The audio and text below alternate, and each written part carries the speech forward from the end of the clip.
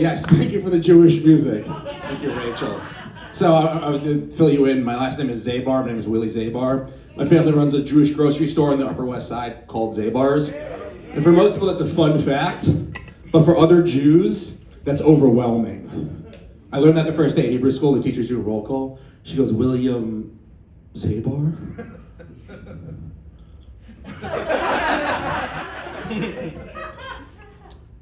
As in Zabar's. I'm like 9, and I'm like, yeah. She goes, I can't believe I'm talking to a Zabar. A Zabar, A? It's like not as good as being a Kennedy, but better than being a Madoff.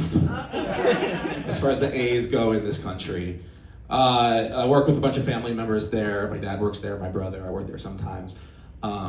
My favorite family member coworker is Uncle Saul. Uncle Saul's 95 years old, and he's still in charge of the business. And sometimes crowds will be like, woo! I'll be like, no. He thinks it's 2005. He's the best. We're going down working there. He goes, Willie! I'm like, yes, Uncle Saul. He goes, what do you do here? Remind me why we're paying you. And it's like, Saul, I do the social media, okay? I try to make us look good to the rest of the world. And he goes, oh, so propaganda? I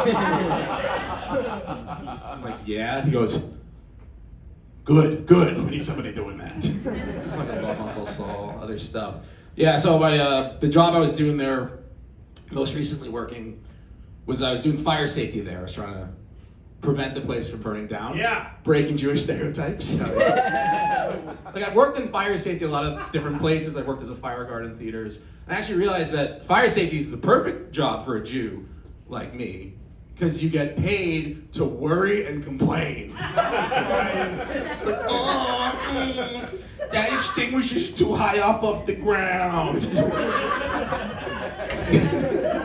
It's very Talmudic. It's like, well, when we're talking about the width of the aisles, do you start from the banister? In the summertime, I'm a volunteer firefighter, as are all 3 of my brothers, so there's just 4 firefighting Zabars. What is this timeline? It doesn't really make sense.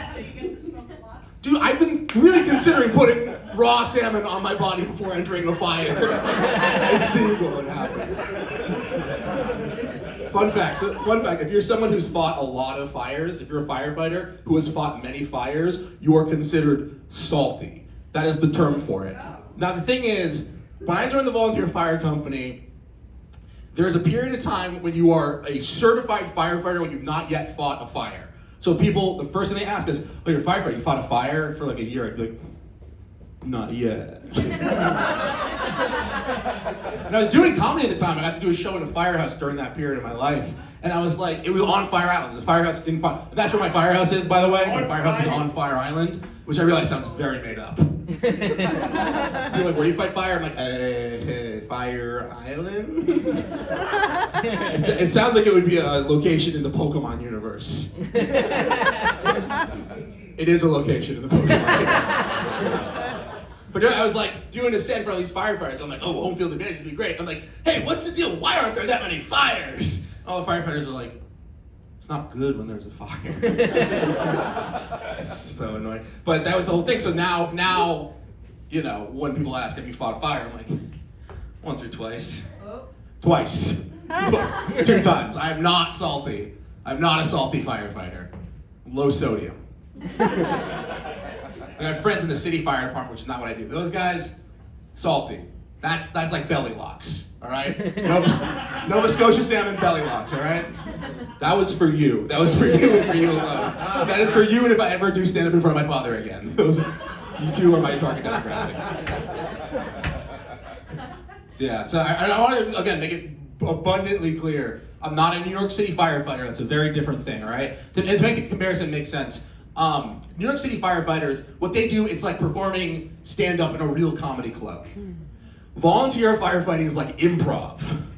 Because whether you're doing improv or fighting fire as a volunteer, all you're thinking is, I hope more people show up. So, and then I want to say one more thing before I go. I have noticed that telling people you're a fireman is a lot like telling people you do comedy. Because they're instantly impressed, even though they've never seen the quality of your work. I learned this when I went to this party and the host introduces me to somebody. They're like, this is Willie. He's a comedian and a volunteer fireman. And they go, wow, is there anything you don't do? I'm like, yeah, make money. I'm Willie Zabar, good night.